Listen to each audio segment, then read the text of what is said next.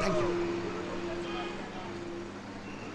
রিয়া, কাল তুমি ছাদে এলে না কেন? আমি তোমার জন্য কতক্ষণ ধরে বসেছিলাম। আমি বনার হাত দিয়ে নিজের মনের কথা পাঠিয়েছিলাম বলে তুমি রেগে গেছো বুঝি?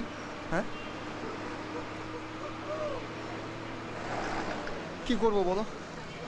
আসলে কোনদিন কাউকে এভাবে মনে কথা ঠিক জানা নেই তো, তাই সাহস হচ্ছিল না। দেখো, আমি কত সহজে নিজের মনের কথা বলে দিলাম। তুমিও বলে দাও। আমার না ঘুম, পড়াশোনা কিছু হচ্ছে না। এবার যদি ফেল করি, বাবা আমাকে লাথি মেরে বাড়ি থেকে তাড়িয়ে দেবে। আরে বাবা, দুজনেই যখন দুজনকে ভালোবাসি তো লজ্জা কিসের? হ্যাঁ, এই তো সামনেই দুর্গা পুজো। আমরা দুজনে মিলে একসঙ্গে অঞ্জলি দেবো, প্যান্ডেলে প্যান্ডেলে ঘুরবো, কত মজা হবে বলো?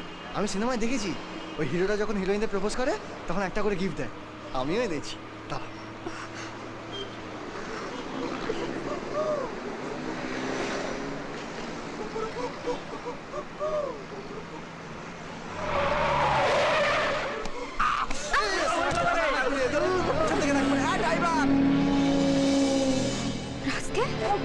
আর কতক্ষণ সহ্য করবো? মেয়েদের সম্মান দিতে শেখনি? একদম কথা বলবে না, একদম কথা বলবে না। অসভ্য জানোয়ার। আপনারা সবাই মিলে বসে বসে চুপচাপ দেখছেন আমার সঙ্গে অসভ্যতা করছে, কেউ কিচ্ছু বলছে না।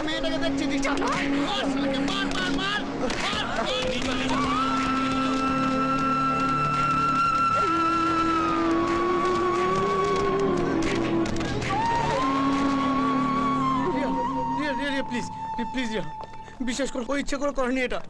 ও শুধুমাত্র তোমাকে চেনটা গিফট করতে গিয়েছিল। মা কালী দেবী বলছি।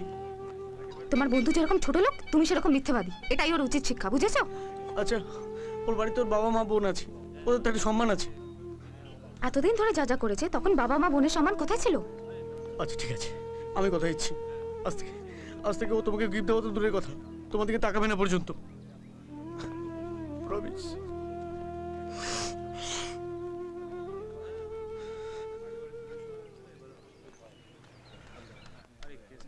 হ্যাঁ ম্যাডাম বলুন, ছেলেটা আপনার কি করেছে? আপনি ছেলেটাকে ছেড়ে দিন, আমি ওর এগেইনস্টে কোনো কমপ্লেইন করতে চাই না। ঠিক আছে। কেন নিয়ে এলো? বাসে কি রাত? এখনো বাস হয়েছে না? খুব ব্যথা হচ্ছে না তোর?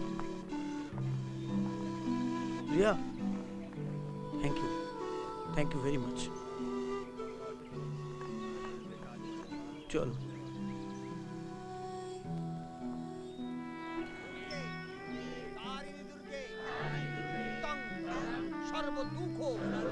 विनाशिनी धर्मार्थे मोक्षते देवी नारायणी नमस्तुते एष सचंदन पुष्पांजलि नाना देवता